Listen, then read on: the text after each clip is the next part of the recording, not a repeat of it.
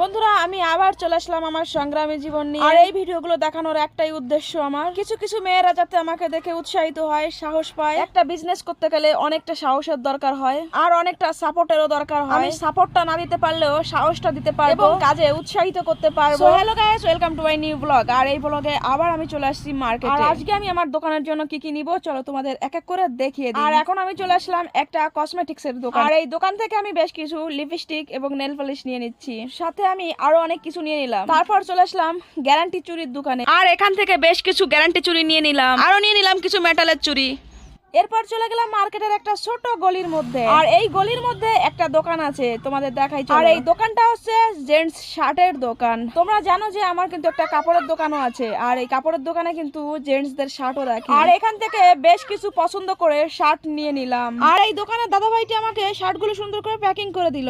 এখানের মানুষগুলো যে এত ভালো, না দেখলে বোঝা যায় না। এনাদের অনেক অনেক টাকা পয়সা, কিন্তু তারপরেও এনারা মানুষকে প্রচুর সম্মান করতে জানে। আমি 5 থেকে 6 বছর ধরে এই বিজনেস করছি, আর এত বছর ধরে আমি এই মার্কেট থেকে আমার দোকানের জিনিসপত্র নিয়ে যাই। আর আজও পর্যন্ত আমি কারো কাছ থেকে কোনো খারাপ ব্যবহার পাইনি। প্রতিটি দোকানের মানুষই কাস্টমারদের সঙ্গে সম্মান রেখে কথা বলে। যাই হোক, প্রচন্ড গরমের জন্য আমি এক গ্লাস আখের রস খেয়ে নিলাম। আখের রসটি খেয়ে আমি সোজা চলে আসলাম টাওয়েলের দোকানে। এখান থেকে আমি বেশ কিছু রুমাল নিব, ছোট ছোট টাওয়েল নিব, বড় বড় টাওয়েল নিব এবং কিছু সক্স নিব। শেষ পর্যন্ত সবকিছু গুছিয়ে নিয়ে আমি চলে আসলাম পার্কিং এ।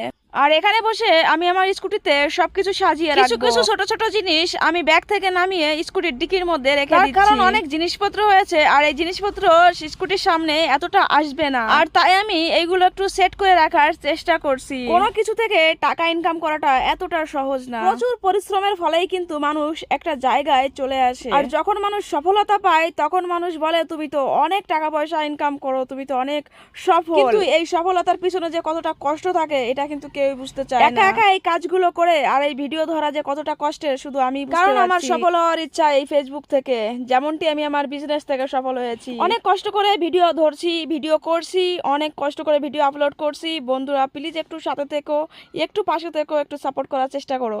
শেষ পর্যন্ত আমি আমার জিনিসগুলো গুছিয়ে নিলাম। আর এখন আমি সোজা স্কুটি চালিয়ে আমি আমার দোকানে চলে যাব। তো বন্ধুরা, আমি কিন্তু দোকানে চলে এসেছি। আর আমার এই ভিডিওটি কেমন লেগেছে অবশ্যই কিন্তু তোমরা জানাবে। দেখো, অনেকটা কষ্ট, অনেকটা পরিশ্রমের ফলেই কিন্তু মানুষ সফল হয়।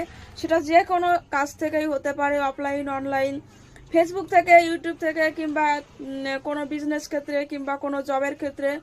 তো অবশ্যই কিন্তু পরিশ্রম করতে হবে, চেষ্টা থাকতে হবে, ধৈর্য রাখতে হবে, নয়তো কিন্তু কিছু সম্ভব হবে না জীবনে। তো এটা কিন্তু আমার একদিনে গড়ে ওঠেনি, অনেক দিন ধরেই আমার চেষ্টা, যার জন্য আমি আমার এই বিজনেসটাকে একটু একটু করে দাঁড় করিয়েছি। তোমাদের যদি একটু সাপোর্ট থাকে, তোমরা যদি পাশে থাকো, তাহলে আমি ফেসবুক যে পেজটি আছে এই পেজটি আমি অবশ্যই দাঁড় করাতে পারবো। অবশ্যই আমি পেজটির মাধ্যমে আরও বেশি দূর এগিয়ে যেতে পারবো যদি তোমরা পাশে থাকো। তো বন্ধুরা একটু পাশে থেকো। ইউটিউব থেকে দেখে থাকলে অবশ্যই কিন্তু একটা সাবস্ক্রাইব করে দিও। ফেসবুক থেকে দেখে থাকলে অবশ্যই কিন্তু একটা ফলো করে আমার সঙ্গে থেকো।